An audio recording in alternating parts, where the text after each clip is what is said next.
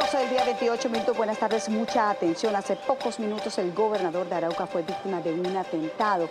El vehículo en el que se movilizaba sufrió varios impactos de arma de fuego. Ampliación de esta importante información en minutos. Por ahora vamos con los titulares de Más Noticias RCN del día. Se entregó Ricardo González, señalado como presunto responsable de la brutal golpiza que ocasionó la muerte del joven Jaime Esteban Moreno. Hay 6 testimonios que lo señalan y un nuevo video. Tenemos las pruebas. Estamos esperando un milagro de Martín. Martín pues también sufrió un golpe demasiado fuerte rebotando desde la casa al andén, se le abrió su cabecita y estamos esperando también de que su actividad cerebral como que empiece a funcionar. Nos dieron 72 horas para que tengan una reacción, si no lamentablemente los van a desconectar. Es el dolor de la familia víctima de una tragedia ocasionada por un taxista borracho en Bogotá. Hay 11 heridos, 2 niños, tristemente están muy graves. Por ahora los vallecaucanos se quedaron sin tren de cercanías. Las obras tendrán un retraso de por lo menos un año, mientras desde la gobernación y la alcaldía de Cali gestionan el 70% de los recursos que el gobierno nacional no aprobó.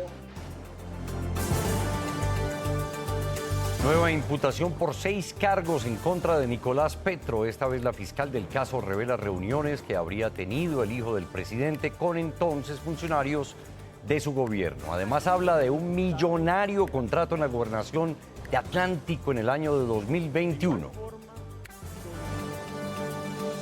A pesar de que se presentó de manera voluntaria ante las autoridades, quedó en libertad el responsable de brutal golpiza contra su mascota en Antioquia. El canino está bajo protección y en delicado estado de salud debido a múltiples lesiones en la cabeza.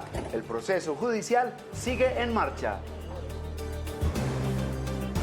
Comienzan los homenajes por los 40 años de la tragedia de Armero y Noticias RCN rinde tributo a quienes perdieron la vida, a los desaparecidos y sobrevivientes. Precisamente hablamos con un grupo de ellos que 4 décadas después permanece unidos para superar el dolor.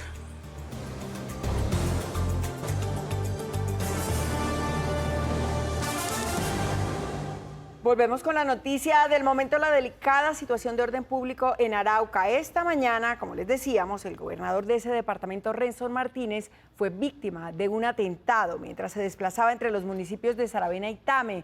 Por fortuna resultó ileso. Lisa, adelante.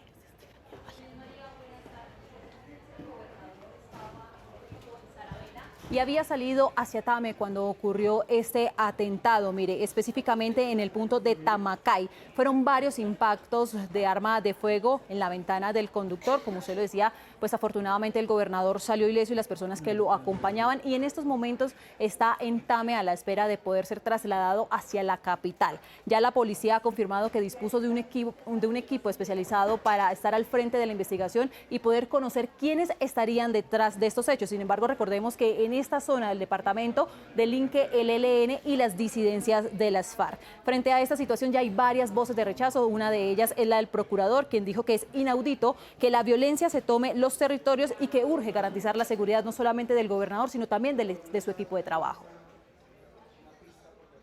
Con varios impactos de arma de fuego, así quedó el vehículo en que se transportaba el gobernador de Arauca, Renson Martínez. Nosotros dejamos el carro abandonado porque nosotros seguimos y fue imposible continuar porque seguimos en Rines y como unos 10 kilómetros más adelante todos nos subimos a la otra camioneta. Las autoridades confirmaron que el gobernador está ileso y que ya hay un equipo al frente de la investigación. Ya estamos por aquí en la estación de policía de Tame, gracias a Dios salimos bien librados la camioneta. El gobernador acababa de salir de un evento en Saravena e iba hacia Tame a hacer entrega de unos equipos para la red hospitalaria. Confiamos en que se hará justicia al tiempo que rechazamos tajantemente y exigimos respeto por la vida de nuestro gobernador y de todas las personas que habitan y transitan por el territorio araucano. Recordemos que en la zona hace presencia el ELN y las disidencias de las FARC. Y el ministro del Interior, Armando Benedetti, además de rechazar este ataque, dijo que el gobierno, o desde el gobierno en conjunto con la policía y las fuerzas militares, intensificaron las medidas de protección, no solo para los precandidatos presidenciales, sino también para los mandatarios locales. Bueno, ya en minutos retomamos más información de la compleja situación de orden público en el país. Por ahora cambiamos de tema. Se entregó en Cartagena el segundo implicado en el asesinato de Jaime Esteban Moreno. Se trata de Ricardo González, quien tenía una orden de captura desde la semana pasada. Es señalado de participar de la terrible golpiza que le causó la muerte al joven estudiante la noche de Halloween. Los detalles con nuestro editor judicial Felipe Quintero. Felipe. Inés María, en este momento se encuentra el señor Ricardo González en la unidad de reacción inmediata en Cartagena. Se está realizando todo el procedimiento y los informes de policía judicial de la captura. Se entregó voluntariamente en horas de la mañana y pues posteriormente el CTI de la Fiscalía hizo efectivo este procedimiento. Ahora la Fiscalía procederá a solicitar las audiencias de legalización, imputación de cargos y medida de aseguramiento. Tenemos el expediente donde están documentados varios testimonios, 6 para ser más específico, que lo señalan directamente con la muerte del joven Jaime Esteban Moreno. Igualmente, un nuevo video también tomado por uno de los testigos que la Fiscalía tiene en su expediente.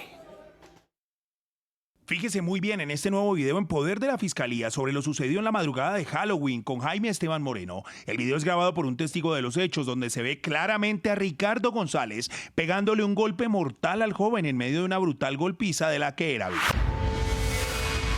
Horas después del suceso, como lo reveló Noticias RCN, estaba común y corriente en el sector de San Victorino, trabajando en su local de ventas ambulantes, como si nada hubiera pasado en su vida. Sin embargo, la Fiscalía tenía una orden de captura en su contra, que se hizo efectiva por parte de agentes del CTI de la Fiscalía en la ciudad de Cartagena, luego de que voluntariamente se presentara ante las autoridades.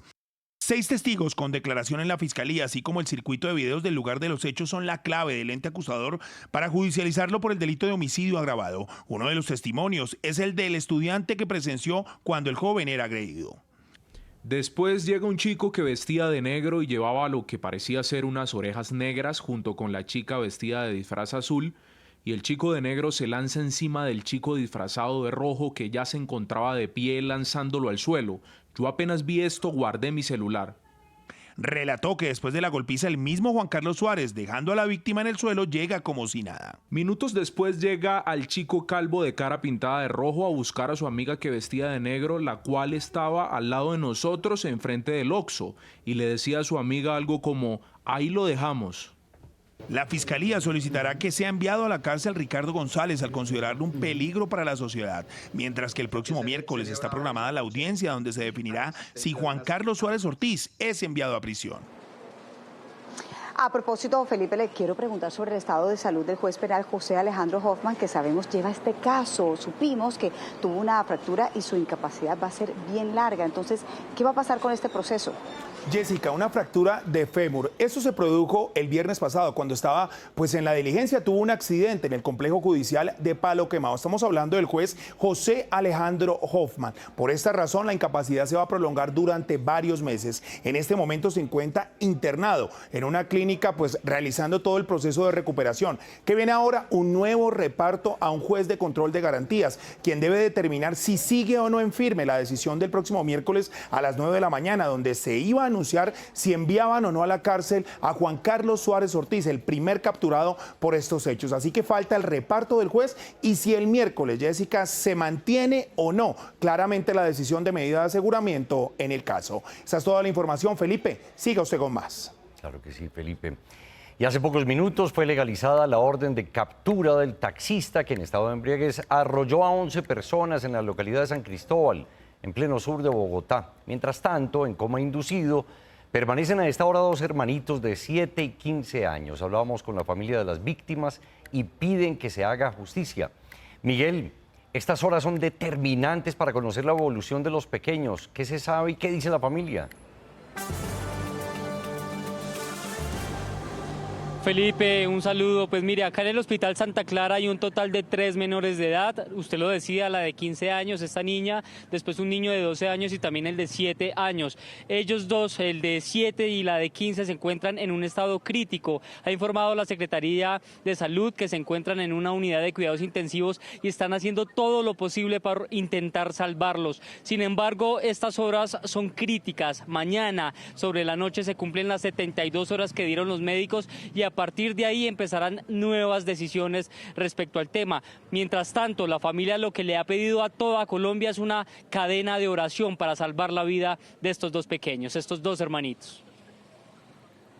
En coma inducido permanece Carol de 15 años y Juan de 7 años tras este accidente en San Cristóbal. Su familia espera un verdadero milagro. Este martes en la noche se cumplen las 72 horas que dieron los médicos. Si no responde su actividad cerebral, lamentablemente tendrían que desconectarlos. Hoy fue mi familia, mañana puede ser la de ustedes y lo único que nosotros pedimos es que se haga esta cadena de oración por nuestros niños y por todas las víctimas.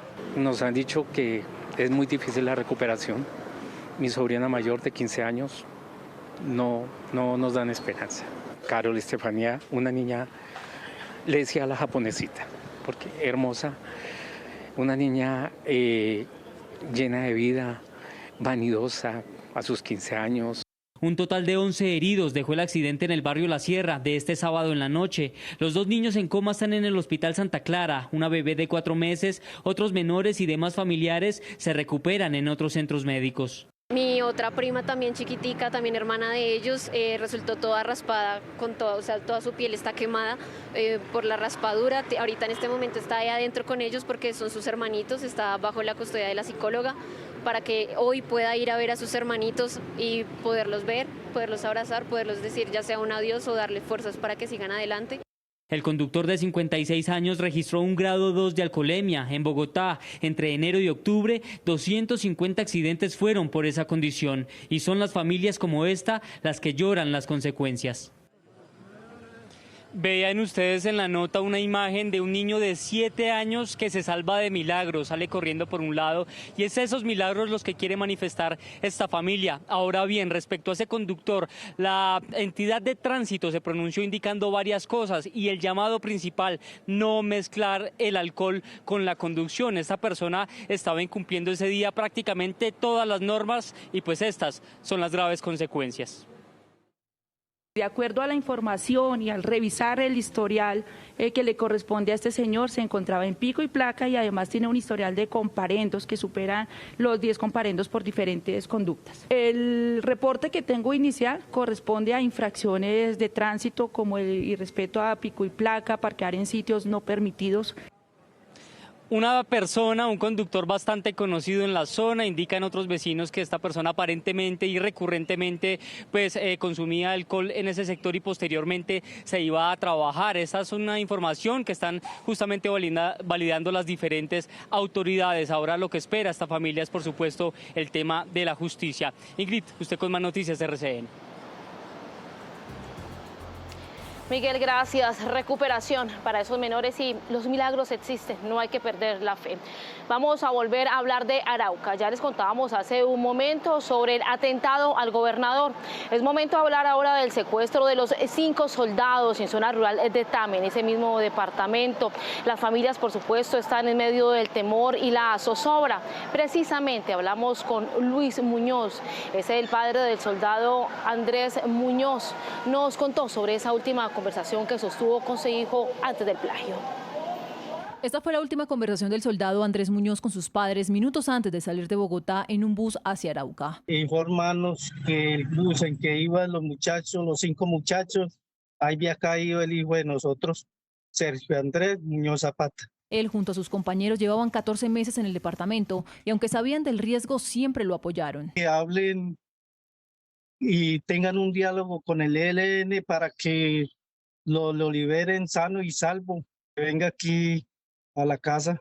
El punto donde los interceptaron es cerca donde fueron secuestrados también los 2 policías de la Dijín y 2 funcionarios de la Fiscalía. Fueron parados en un centro, en un paraje de la vía y fueron retenidos 5 soldados regulares de nuestro Ejército Nacional. Asegura que no es justo lo que tiene que vivir la población y por eso hace un llamado al gobierno nacional. Que los liberen, que le den la liberación a esas personas, que no hay derecho, no tienen ningún derecho. Frente a este hecho, la gobernación de Arauca rechazó lo sucedido y pidió la liberación inmediata.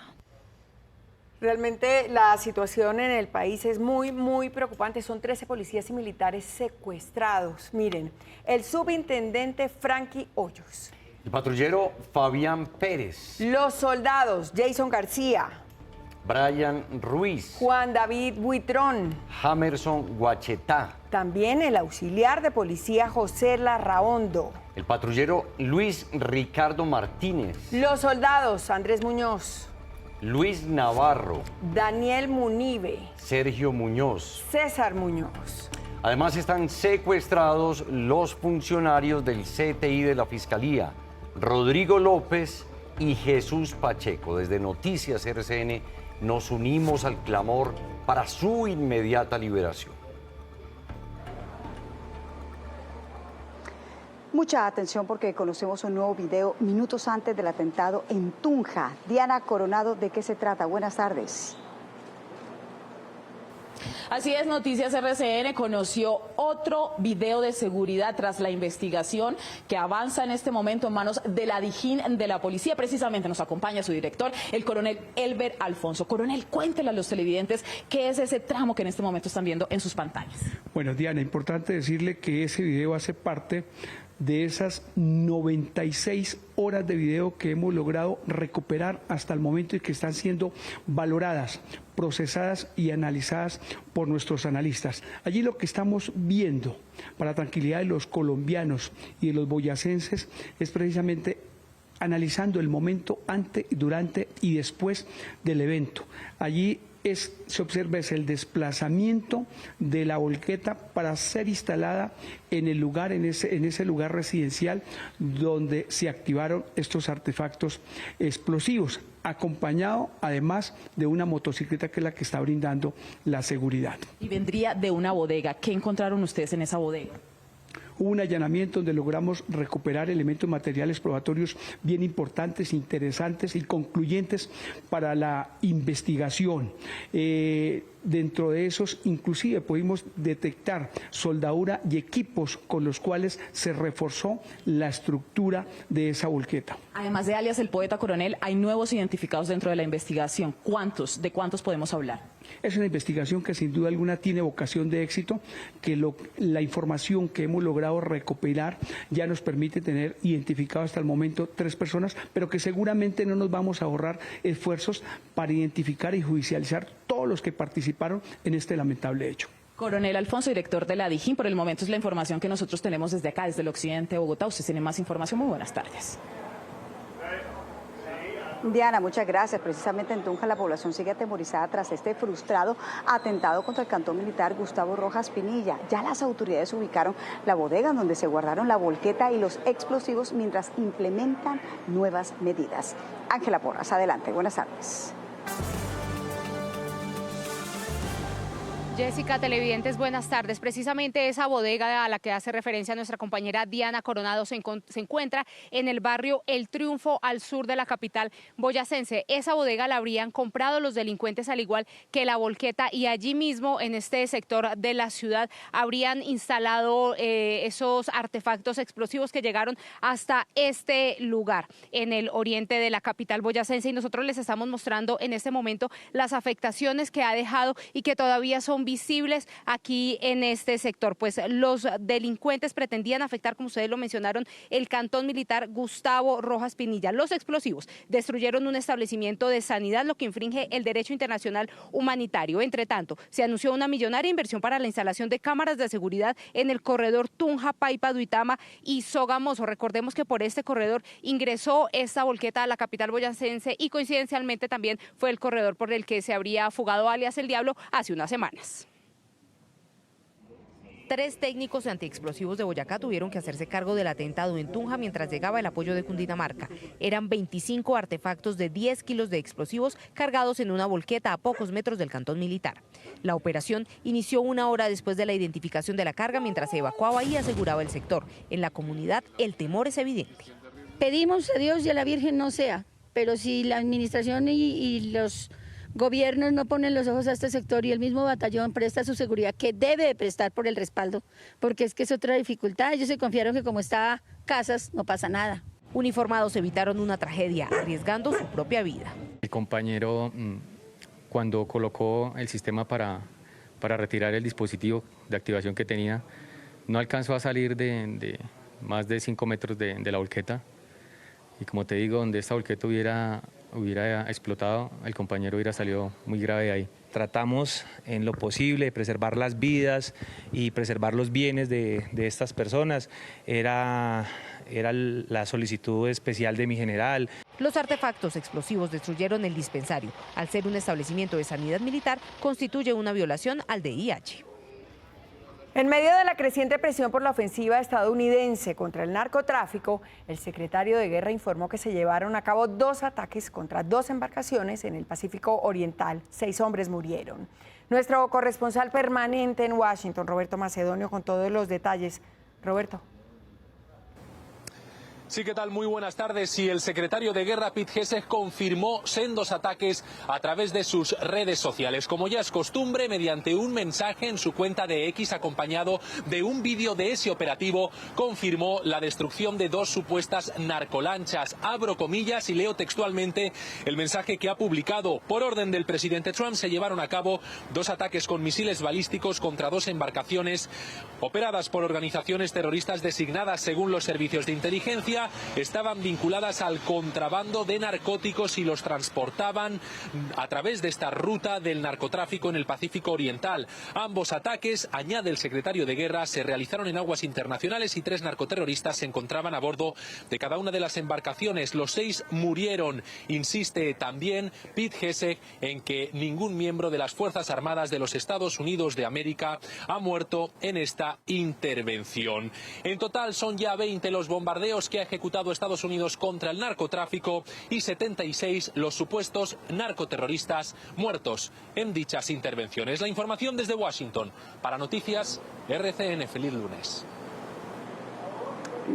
Roberto, muchas gracias. 12 del día, 50 minutos. En otras noticias, la Fiscalía le imputó 6 nuevos delitos a Nicolás Petro. El hijo del presidente Gustavo Petro habría pedido a diferentes funcionarios del gobierno distintos cupos en varias entidades. Además, es señalado de presuntos actos de corrupción en contratación con la Gobernación del Atlántico cuando se desempeñó como diputado. Que el señor Nicolás Fernando Petro Burgos comprenda que el objeto de esta investigación no obedece a retaliaciones ni circunstancias personales de la suscrita fiscal. Esa fue la advertencia de la fiscal Lucy Laborde a Nicolás Petro Burgos sobre la investigación que cursa en su contra por presuntamente haber suscrito 2 contratos de manera irregular con la Gobernación del Atlántico y la Fundación Conciencia Social en Barranquilla. Estos contratos tenían como finalidad la creación de centros para atención psicosocial de adultos mayores con problemas psiquiátricos. Que usted para esta época se desempeñaba como diputado de la Asamblea Departamental del Atlántico, labor que ocupó por haber obtenido la segunda mayor votación. Señor Nicolás Petro Burgos usó de manera indebida las influencias derivadas de este y su poderío electoral. La Fiscalía reveló que la entrega del dinero habría sido en presencia de uno de sus escoltas en el 2021.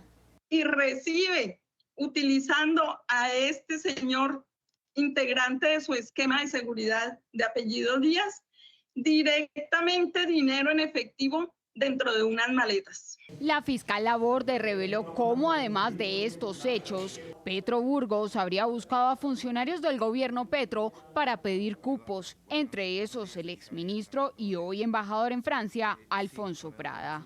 Solicita a su esposa que le allegue la hoja de vida de la señora Laura Andrea Ojeda Estupiñán para que trabaje en el Ministerio del Interior o en la Defensoría Pública.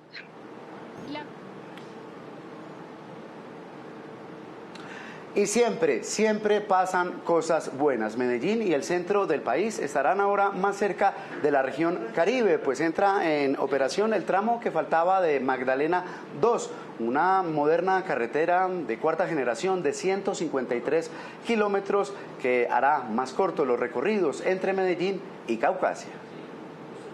Se trata de un proyecto vial de 4ª generación conectado a la Ruta del Sol que mejora la conectividad entre Antioquia y Santander y que reduce el tiempo de viaje hacia la región Caribe. Vamos a poder llegar los antioqueños desde Medellín a Caucasia en 4 horas y media, una alternativa para llegar al Mar Caribe. La nueva carretera, que tiene 43 estructuras entre puentes, viaductos y pasos elevados, también beneficia a los viajeros que salen de Bogotá y del centro del país. Permite una conexión muy fácil, muy rápida entre el Magdalena Medio, el Bajo Cauca, el nordeste de Antioquia y por supuesto también hay una facilidad de llegar desde el Valle de Aburrá y otras latitudes al Mar Caribe colombiano. La nueva vía impulsa economías locales e incentiva el turismo y el comercio nacional.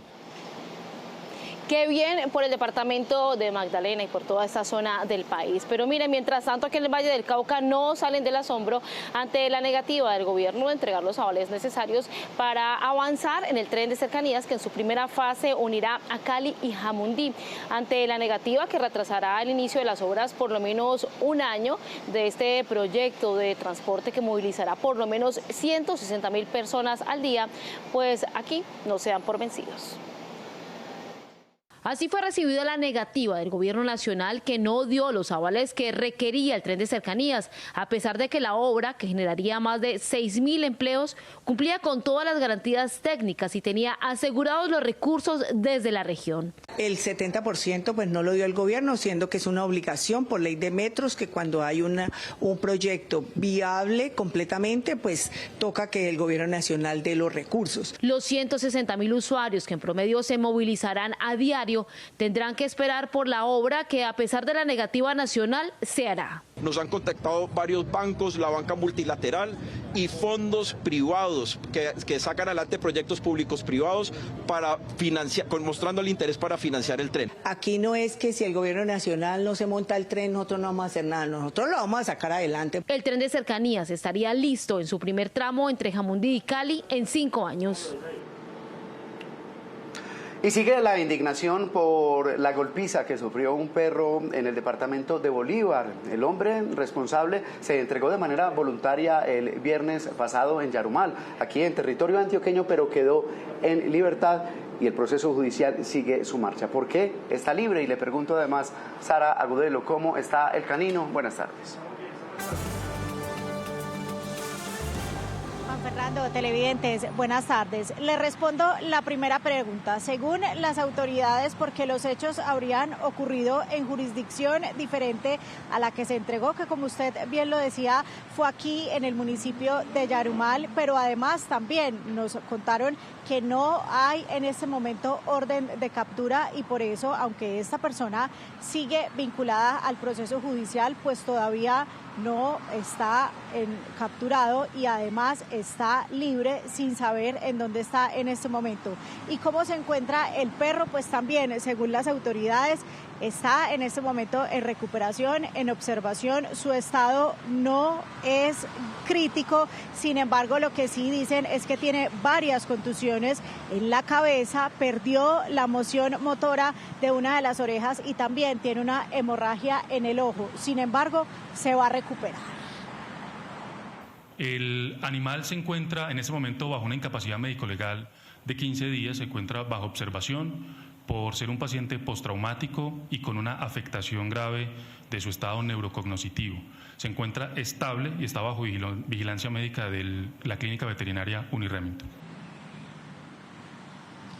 La gobernación de Antioquia mantiene entonces esta recompensa de 50 millones de pesos, sobre todo para que la gente vaya hasta las autoridades y denuncie y así pueda haber una orden de captura en contra de esta persona, de este presunto maltratador. Información desde Medellín. Ingrid, Felipe, usted tiene más noticias. Claro que sí, Sara, hay que denunciar y esperamos que se haga efectiva. 12:57 minutos. Hablando de animales, esto de verdad es el colmo. Cada vez son más los perros que dejan abandonados dentro del sistema Transmilenio de Bogotá. La alcaldía hace un llamado para que no sean tan crueles con las mascotas. Hashi y Mila viven momentos de angustia, desesperación e incertidumbre. Sus dueños los abandonaron a su propia suerte dentro de uno de los buses de Transmilenio. Son solo 2 de los numerosos y dolorosos casos. El año pasado tuvimos 124 abandonos durante todo el año y este año ya vamos en 83 casos que hemos atendido.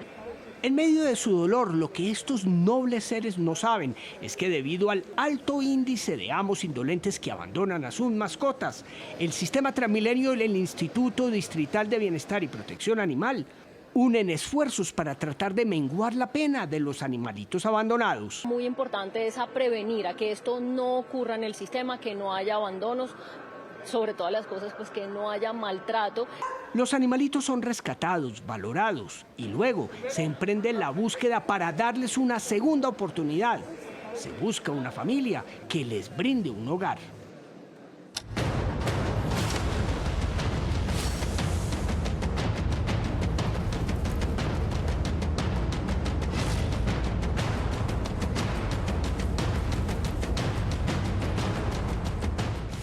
Hola, buenas tardes. Seguimos en Armero, acompañando a las víctimas de esta tragedia.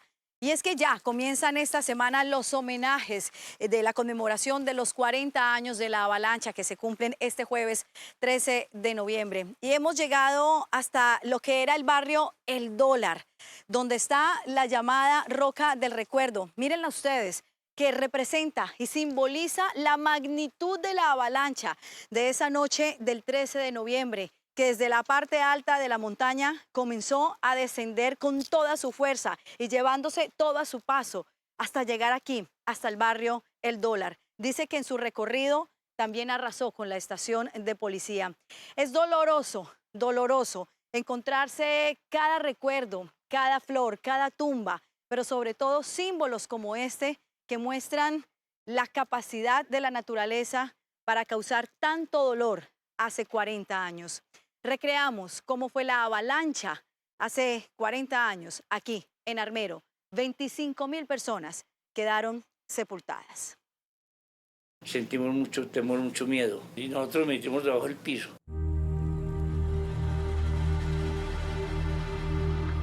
La chispa inicial de un gran desastre inimaginado se dio en un lugar majestuoso.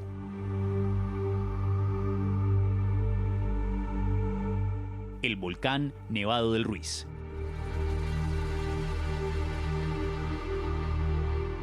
Ubicado entre los departamentos de Tolima y Caldas a 5.320 metros sobre el nivel del mar.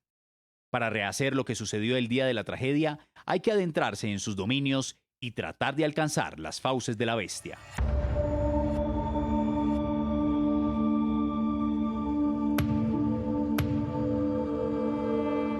Hace 40 años, el volcán con sus fumarolas daba muestra de su despertar. Sin disimulo, como si se tratase de migajas de pan, sus entrañas fracturaban rocas que, unidas al vapor y a los gases, se retorcían en pequeños temblores buscando salidas. El volcán hizo erupción al final de la tarde de ese día. Esa erupción aporta elementos sólidos, roca, ceniza, etc. También ocurre un deshielo parcial del casquete del Nevado del Ruiz. El cráter principal del volcán es el Arenas, una boca inhóspita y misteriosa de 1 kilómetro de diámetro. Justo allí, a 60 kilómetros de Armero, nacen 5 ríos, entre ellos el Azufrado y el Lagunilla.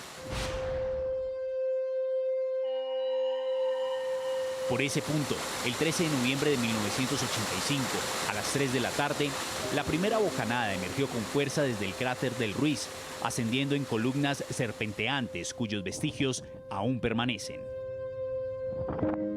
6 horas después, de manera definitiva, el volcán expulsó una gran cantidad de material ardiente.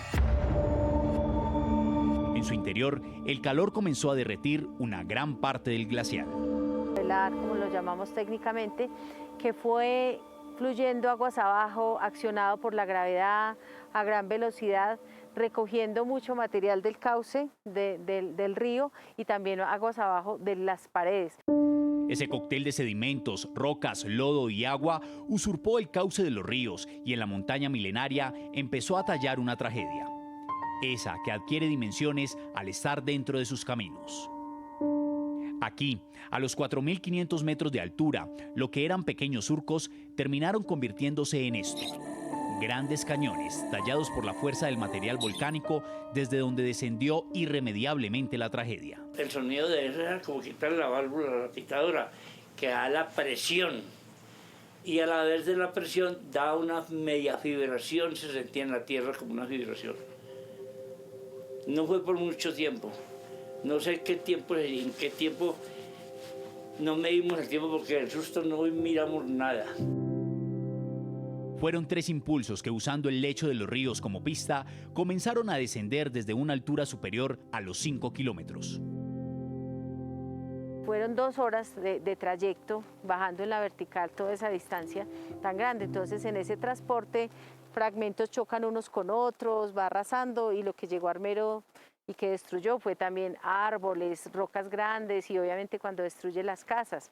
Lo que uno ve en muchas fotografías iniciales, solo la parte inicial. El primer sector poblado que la masa alcanzó es el de Ventanas, una pequeña vereda donde las huellas del azufrado y la memoria de sus habitantes aún parecen frescas. Sin ninguna novedad, con vista hacia el nevado Cerro Bolí. El resto viene subiendo neblina. Yo al volcán le tengo mucho respeto, porque nadie sabe qué pueda pasar. El activo, no sabe uno cómo reaccione. En este punto, el río Lagunilla, que apenas alcanzaba 1 metro de ancho, multiplicó su tamaño por más de 300. Fruto de la unión de 200.000 metros cúbicos de agua del glacial y más de 30.000 toneladas de material volcánico. Una imagen basta para dimensionar la magnitud de esas cifras descomunales.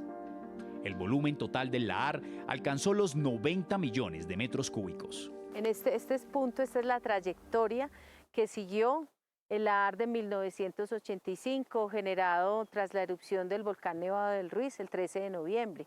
Por aquí inició a fluir, a tener esa trayectoria hasta aguas abajo, hasta encontrarse el río Lagunilla con el río Azufrado. Informaron, porque en la zona alta se dieron cuenta, porque sonó muy duro, desde las 9 de la noche, y la llamaron en revisión y dijeron el volcán hizo erupción. Allí se ve muy claro y muy cerca al cauce, se puede ver todo lo que raspó, toda la vegetación. Cerca de Villahermosa, sobre el río Azufrado, otro sobreviviente da testimonio de la furia que escupió el volcán. Es el viejo puente de Gato Negro. Tiene 40 metros de altura. La crece del lodo lo cubrió, pero no lo derrumbó, pese a que por allí corría a casi 40 kilómetros por hora. Mucho susto, muchos nervios, porque el volcán sonaba de un momento a otro, como cuando descargaban una volqueta de piedra en el pavimento. Se oía sonar. Justo antes de bordear el municipio del Líbano, donde el Lagunilla y el Azufrado se unen, las avalanchas que eran independientes se volvieron una sola, incontenibles y mortales. Lo que llegó a Armero fue unas 4 veces más grande del volumen inicial del lahar. Lo que llega es una mezcla de todo lo que alcanzó a activar a su paso, porque el activo alcanzó a activarse hasta de 100 metros. Lo que destruyó Armero es el paso de un flujo que baja a gran velocidad, cerca de 40 kilómetros por hora. Esa velocidad pasa por Armero. Después de pasar cerca de varias veredas, la avalancha se alimentó de la laguna del Sierpe. Allí tomó un último impulso y descendió arropada por la cordillera central. Al llegar al punto conocido como Padilla, ese al que los especialistas bautizaron como el cono de deyección. Entonces, los más de 30 metros de altura del lodo se esparcieron a su antojo sobre Armero. El material volcánico descendió desde los 5.300 metros de altura del Ruiz a los 300 de Armero. Recorrió 60 kilómetros en 2 horas y en media hora más borró para siempre la población. Hola, nos duele Armero. Seguimos acompañando a las víctimas de esta tragedia, una tragedia que conmemora este jueves 13 de noviembre 40 años.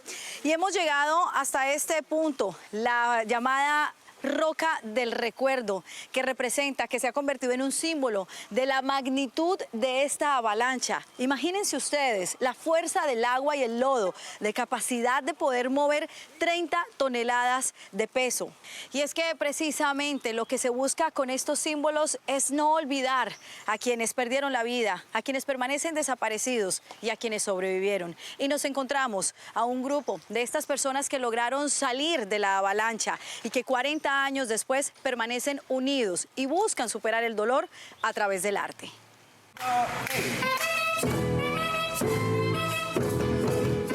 Los une un secreto que va más allá del tiempo. Gracias a Dios que éramos alegres, hacemos una fiestonones muy buenas.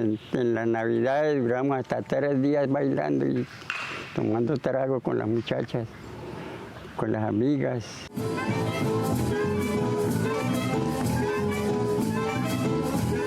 Encontraron la forma de volver a sentir el viento fresco del Nevado del Ruiz, cuando rozó sutilmente sus mejillas y sus miradas quedaron atrapadas en los cultivos de algodón. También volvieron a escuchar el sonido de las tazas de café al chocar con el plato de aquellos cafés del parque principal. Sintieron de nuevo el calor de la tarde condensado en gotas de sudor al compás de las canciones que bailaron sin parar en las fiestas populares de los barrios de Armero. Fueron los jóvenes de la generación de los 80, sus piernas de nuevo son fuertes y ágiles, pero sus cuerpos tienen las huellas de una avalancha que estuvo a punto de consumirlos y les arrebató todo lo que tenían. No hay límites, no hay tiempo. Todos tenemos que pasar un proceso. Todos tenemos un proceso en el cual uno habla con ellos, uno ya sabe porque uno también vivió esa experiencia de Armero, en el cual hay muchos que perdimos, muchos familiares, en el cual digo que la única forma de expresar es haciendo la danza, que se libera de todos los detalles y expresa artísticamente lo que siente y la alegría de ellos le expresa hacia las demás personas, que nunca se sienten tristes, que siempre hay otra oportunidad, que por medio de la danza expresa mucha alegría y un son para poder vivir. Un inmenso anhelo de sentir de nuevo a su Armero. Yo siento amor por ellos, porque siento como si fuera mi propia familia, a pesar de que no tengo mi familia, pero a ellos los quiero y los amo como si fuera mi familia. Volvieron a la tierra que los vio nacer a través de la memoria de los sentidos.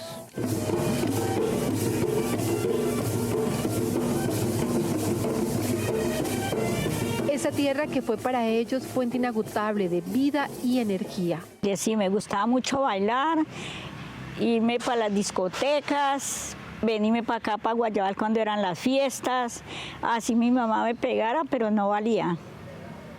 Y allá lo último mi mamá pegaba y decía, yo no le voy a volver a pegar más porque ella no hace caso. Siempre está en los bailes. Ahora, cuando son adultos mayores, quienes hacen parte del grupo Danza Brilla el Sol de Armero Guayabal, tienen la habilidad de viajar en el tiempo y revitalizar sus cuerpos. La vida les dio una segunda oportunidad, como a Edison Ruiz, profesor del grupo folclórico de Armero. Cuando miré, era que ya venía la avalancha de un tamaño como de 6 metros. La oportunidad es que mis hermanos mayores me cogieron de la mano y nos íbamos para la habitación donde eran nosotros porque estaba en la parte alta. Pero el tiempo no nos dio, alcanzamos a llegar a la nevera y ahí fue el momento cuando nos cayó la pared encima y los 2 hermanos que eran más altos que yo, les cayó la pared y la nevera me salvó a mí mi vida. Sobrevivieron a la tragedia de Armero. En sus rasgos parece estar la esperanza acumulada por 40 años. Yo siento que pues como si tuvieran Armero todavía. Yo recuerdo mucho cuando bailo y todo eso Armero. No olvido. El secreto fue revelado y los invisibles los unen con el antiguo Armero, con la ciudad blanca que nadie se atreve a olvidar. No ha desaparecido porque uno lo recuerda siempre. Por ejemplo, esa era la vida de uno, el trabajo ahí. Porque uno vivía del trabajo, lo que traía. Trabajé en casas de familia ahí. Entonces, Armero para uno todo está. Al escuchar el sonido, la tambora del grupo musical El Sonar de mi Tierra, todo se activa en ellos y los bastones de apoyo pierden su función. Ya no los necesitan porque la rigidez de sus piernas desaparece. El baile los llena de energía a tal punto que todos giran hacia el mismo propósito, ser inmensamente felices en el ahora, sin olvidar sus raíces ni a quienes ya no están, para conmemorar los 40 años de la tragedia de Armero. Armero vive en su corazón. Pues pareciera que desaparece, pero en cada uno de nosotros los que sufrimos creo que nunca lo borraremos de nuestro corazón, pensamiento, bueno, seguiremos con él. Armero vive. Nosotros decimos, Armero vive. Y en algún momento yo odié al Ruiz, que me tocaba a mí también personalmente. Quedar huérfana a los 16 años. 40 años después de la tragedia de Armero. Devuélvanse, muchachos, porque la avalancha viene en el parque. Y ahí fue cuando me boté del vehículo, por eso pienso que me salvé. Nos tenemos que ir cuanto antes porque Armero se va a acabar. Yo quedé pegado con mi marido. Entonces él fue cuando dijo, no mami, aquí vamos a morir.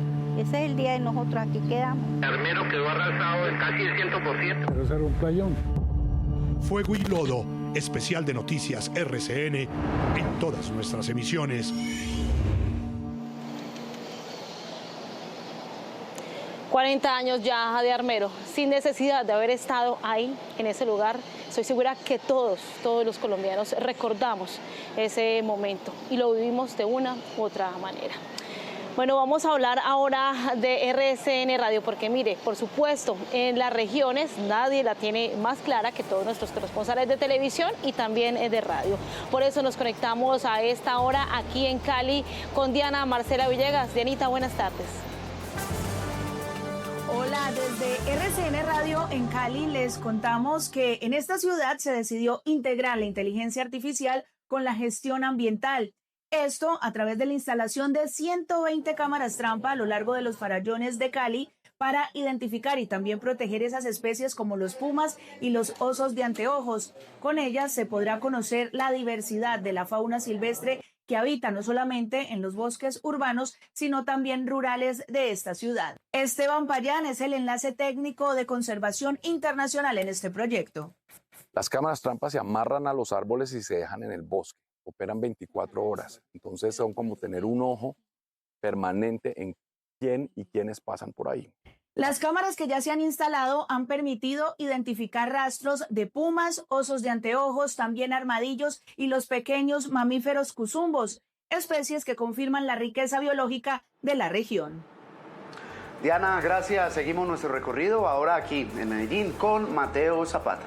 Mateo, buenas tardes. Hola, un saludo muy especial desde las instalaciones de la FM en Antioquia. Pocos conocen en el país que en Medellín, por ejemplo, se está materializando una estrategia, una metodología que tiene como nombre DROP y que busca descubrir deseos, posicionar metas y también mejorar hábitos en los estudiantes de la ciudad. Todo esto para que los mismos jóvenes pues no se salgan del sistema escolar. De esta manera el distrito de Medellín está acompañando a más de 500 estudiantes. ¿Cómo lo hacen? Esto nos lo cuenta Mónica Giraldo, quien es la subsecretaria de Planeación Educativa del distrito de Medellín. Impulsamos los campamentos en el colegio Contamos con Vos, una estrategia pensada para fortalecer la permanencia escolar y evitar que todos los estudiantes identificados en riesgo de deserción o ausentismo escolar abandonen las aulas. De esta manera, la capital antioqueña le sigue apostando a la educación y sin duda le sigue brindando mejores oportunidades a los jóvenes. Gracias, Mateo. En Armenia la información la tiene Germán Sastre. Germán. Los saludamos desde Armenia para contarles historias como la del soldado Ramos Uribe Charlie, quien se graduó de bachiller prestando servicio militar en la 8ª Brigada del Ejército, en el batallón Cacique Calarcá. Ahorró los 18 meses de bonificación que le dan a cada soldado para pagar la matrícula de la universidad y para comprar un computador. El soldado quiere ser ingeniero de sistemas. Gracias a mi proyección económica pude ahorrar estos 18 meses y es para pagar la carrera de ingeniería en sistemas que quiero tomar y así sacar una empresa que quiero sacar adelante, que es de computación. El teniente coronel Ronald Leonardo García, comandante del Batallón de Servicios y Apoyo para el Combate, resaltó no solamente lo soñador, sino lo disciplinado que es este soldado. Es un joven comprometido, cortés, disciplinado. Se ha visto un cambio en el carácter de él. Me alegra bastante porque se ha fundamentado en la institución. El soldado Ramos, desde el Quindío, se convierte en un ejemplo que cuando se tienen sueños y se trabaja para consolidarlos, se pueden alcanzar las metas. Gracias por continuar con nosotros aquí en Noticias RCN. Terminó la agenda de la cumbre CELAC Unión Europea en Santa Marta. Reuniones con líderes de Centroamérica y anuncios de inversión para la región se dieron en las últimas horas. Pero las conclusiones más importantes las tienen nuestras enviadas especiales Paula Sabogal y Paula Toro. Adelante, buenas tardes. Jessica, ¿qué tal? Para usted y para nuestros televidentes una feliz tarde. Pues en materia de inversión tenemos que hablar de un acuerdo muy importante que va a permitir ampliar esta cooperación birregional en términos del crecimiento de las energías limpias. Estamos hablando de aproximadamente 6.900 millones de euros que serán destinados por parte de la Unión Europea a través de este programa de Global Gateway para 24 iniciativas específicas en América Latina y el Caribe. Pero adicionalmente, durante la mañana se dieron reuniones importantes en las que participaron líderes del Caribe y también el presidente del Consejo Europeo, quien reiteró este respaldo que tienen a aquellas naciones que han sido afectadas por el paso del huracán Melissa en los últimos días y adicionalmente también para la situación que está atravesando Haití en términos de una crisis social. Paola, hay un evento muy importante, el que tuvo que ver con la reunión de más de 400 empresarios que se congregaron en un evento paralelo a la cumbre, a la CELAC, cuyo pues evento, digamos, principal se dio ayer, pero este foro fue muy importante porque permitió lo que fueron esos alcances y esos acuerdos entre el sector privado y público para, entre otros temas, los que usted nombraba, el tema de transición energética, crecimiento verde en las ciudades. Aquí nosotros pudimos hablar con el vicepresidente del sector privado de la CAF, quien nos explicó cuáles fueron esos acuerdos y esas prioridades que tendrán en la agenda en los próximos años. Queda claro que la transformación productiva tiene que ser liderada por el sector privado, ¿tá? En una clara coordinación con el sector público y con los gobiernos. No hay forma de hacer esto en separado. Esto se quedó muchísimo claro. Pues Paula, lo decíamos, ayer se dio esta declaración final, esta declaración oficial al término de la cumbre CELAC Unión Europea, con una declaración que llevó 52 puntos, muchos de ellos polémicos y que trazan temas transversales y de coyuntura mundial, como lo que tiene que ver con la intervención de Estados Unidos en el Caribe y en el Pacífico, otros temas como Cuba, que siguen siendo recurrentes en este tipo de encuentros. Y usted habló con esa persona bien importante que hizo parte de todas estas reuniones cruciales para la región. Así es, Paula. Hablamos en exclusiva en Noticias RCN con el presidente del Consejo Europeo, Antonio Costa, con quien abordamos esas situaciones, esos puntos polémicos que llaman la atención dentro de esta declaración y otros temas de relevancia internacional. Presidente, llama mucho la atención que en esta declaración conjunta no la ha suscrito ni Venezuela ni Nicaragua. Es que ninguno de los 52 puntos han sido adheridos por parte de estos dos países. ¿Qué argumento le dieron al respecto? Algunos países, dos, han divergido en algunos puntos. Pero el más importante es que en un momento en que el mundo vive una tensión tan grande, tengamos tenido la capacidad de dar un mensaje muy potente, que es decir que 60 países de dos continentes diferentes, con perspectivas ideológicas tan distintas, han logrado estar juntos y decir que el multilateralismo es el camino para responder a las grandes cuestiones del mundo. Esta cumbre tiene lugar en medio de un despliegue que tiene Estados Unidos en el Caribe, en el Pacífico, donde han atacado a embarcaciones que han señalado que están transportando droga. ¿Cuál es la posición de la Unión Europea frente a esto? Hay un punto de la declaración que menciona claramente que deben someterse al respeto mutuo, al apego al derecho internacional, pero ¿la Unión Europea condena rotundamente estos bombardeos? El combate al narcotráfico es una prioridad que compartimos y lo trabajamos en conjunto y lo hacemos como debe ser hecho, es decir, cooperación policial, cooperación judicial y respeto del derecho internacional y de la legalidad. Esta es la forma correcta de responder a esta amenaza a la seguridad mundial que es el narcotráfico. Es decir, entonces, presidente, que la manera en la que lo está haciendo Estados Unidos es la incorrecta. Nosotros estamos haciendo la forma correcta. En lo que decimos Europa, Latinoamérica y Caribe, y así que queremos seguir haciendo para combatir el narcotráfico. ¿A la Unión Europea le preocupa la situación de seguridad y de violencia en Colombia de cara a estas elecciones? Vale, nosotros apoyamos activamente el proceso de paz en Colombia.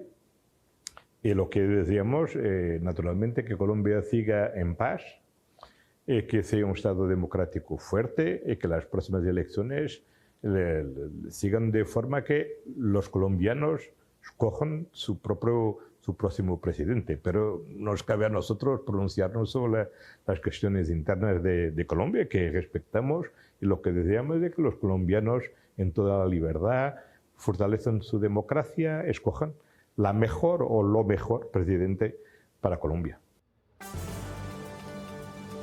Hacemos un corte a comerciales, pero antes, atentos conductores en Bogotá, a partir de hoy hay un cierre que impactará la movilidad en el sector de Chapinero. Estamos hablando del deprimido, que permite transitar a los vehículos que vienen por la calle 76 para conectarse con la calle 80 hacia el occidente. Este corredor estará cerrado por tiempo indefinido mientras avanzan las obras del metro de la capital. Se entregó en Cartagena. Ricardo González, señalado de participar en esa brutal golpiza que le causó la muerte a Jaime Esteban, el joven estudiante de la Universidad de los Andes. Este individuo que se entrega, pues hay al menos 6 testimonios que lo vinculan con esa golpiza, 6 personas que lo señalan a él. Además, se conoció un nuevo video donde aparentemente se observa a él golpeando salvajemente al joven estudiante. Y hombre, cómo duele ese accidente tan terrible, trágico, que causó un taxista borracho que atropelló a 11 personas y prácticamente causó heridas a toda una familia. Lo más delicado es que hay 2 niños en muy grave estado de salud. Realmente la familia espera un milagro que permita que se salven. Es muy difícil la recuperación. Mi sobrina mayor de 15 años no nos dan esperanza. Nos dieron 72 horas para que tengan una reacción, si no, lamentablemente los van a desconectar. Y una nueva imputación contra Nicolás Petro, el hijo del presidente Gustavo Petro. Está vinculado con hechos que ocurrieron durante la gobernación del Atlántico en el año 2021 y un contrato millonario. Además, habla también la Fiscalía de tráfico de influencias con exfuncionarios del gobierno nacional.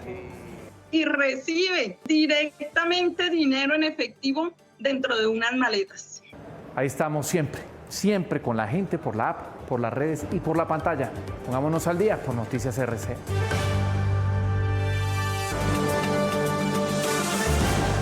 Gracias por continuar con nosotros. Seguimos con más noticias y esta vez en materia política, pues siguen las peleas y los desencuentros al interior del Centro Democrático con los propios precandidatos a la presidencia de la colectividad en medio de cruces de mensajes. También en el Partido Conservador hay fuertes choques. En el siguiente informe los ponemos en contexto. En el Centro Democrático, la elección del candidato único sigue en el aire. Aunque se había anunciado que el 28 de noviembre se conocería el nombre del ganador, aún no hay firma quien haga la encuesta. El partido emitió este comunicado defendiendo la transparencia del proceso, luego de que Miguel Uribe Londoño cuestionara la selección de la encuestadora Atlas Intel, que finalmente renunció. Entre tanto, en el Partido Conservador la tensión también aumenta. Aunque todo apuntaba a Efraín Cepeda, un grupo de 11 miembros del directorio pidió incluir al excontralor Carlos Felipe Córdoba en la contienda por el aval. Cepeda denunció presiones impresentables que, según él, buscan dividir al partido. ¿Qué motivó a ese cambio abrupto de decisión? ¿Qué intereses hay? ¿Qué presiones hay? Son los temas que se preguntan los conservadores hoy. Mantener el partido paralizado pues con las fuerzas petristas, porque ahí están las orejas del lobo. El directorio conservador decidirá si amplía el plazo de inscripción de precandidatos, lo que abriría la puerta a Córdoba, quien actualmente recoge firmas para inscribirse. La nueva camioneta DeepAll G318 Max Adventure ya está en Colombia. Su robustez y tecnología la convierten en la primera del segmento SUV en ser híbrida, todoterreno y 4x4 con rango extendido enchufable. La nueva DeepAll G318 Max Adventure es una propuesta sin precedentes en el mercado nacional.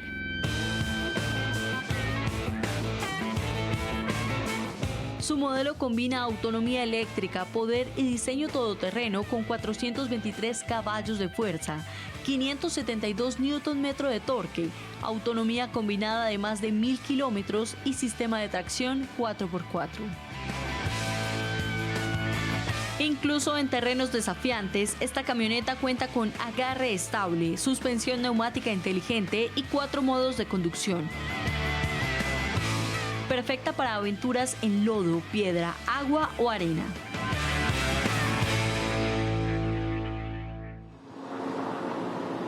Y el Politécnico Gran Colombiano celebró un evento muy importante para la universidad. Se trata de la fiesta de gala del Fondo de Beca Huella Gran Colombiana. Esta iniciativa transforma el futuro de los jóvenes del país. En la ceremonia de gala, el Politécnico Gran Colombiano destacó el arduo trabajo que junto a sus aliados han logrado desarrollar con el propósito de mejorar acceso y permanencia a la educación superior para más de 34.000 estudiantes. Le damos la posibilidad a más de 2.000 estudiantes en cada año a que accedan al programa de becas desde el 10%, 20%. Este año el programa Huella Gran Colombiana ha otorgado 2.168 becas en los 32 departamentos del país. Tenemos una beca especial para personas que están atravesando situaciones difíciles a nivel económico.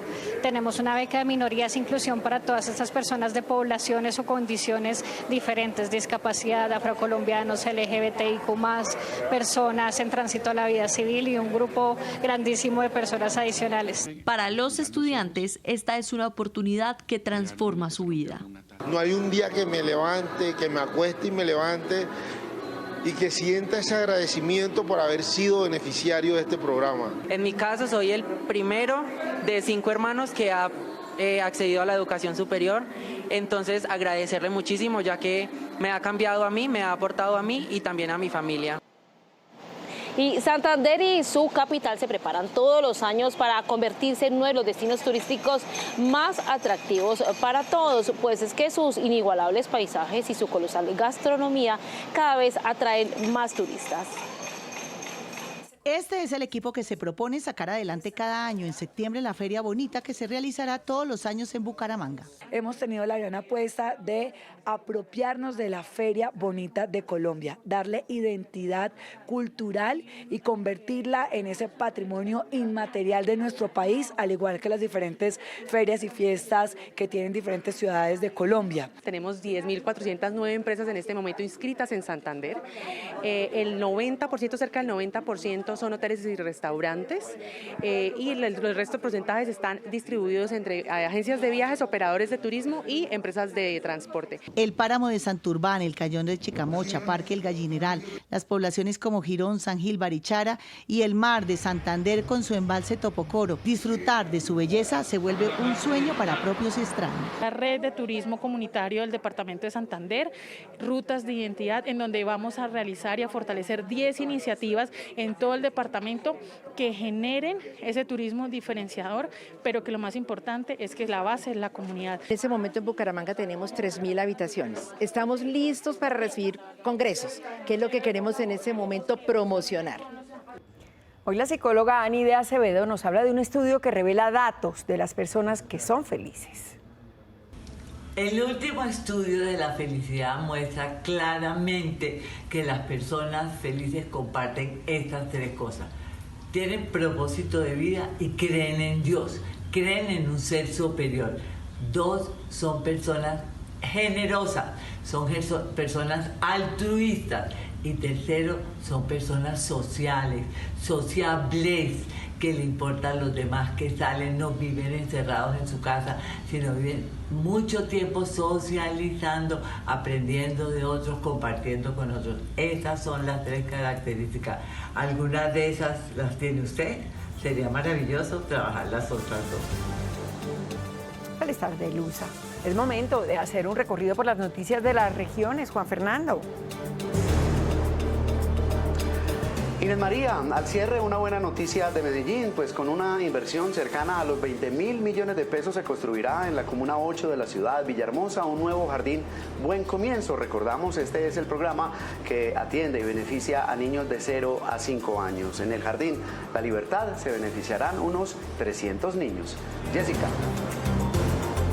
Fue habilitado un intercambiador vial, Juan Fernando, en la avenida Circunvalar de Barranquilla, un puente que conectará a la ciudad en sentido norte a sur. Esta obra promete pues descongestionar la ciudad y también mejorar la movilidad en uno de los puntos más complicados de la capital del Atlántico. Más de 50.000 personas serán las directas beneficiadas.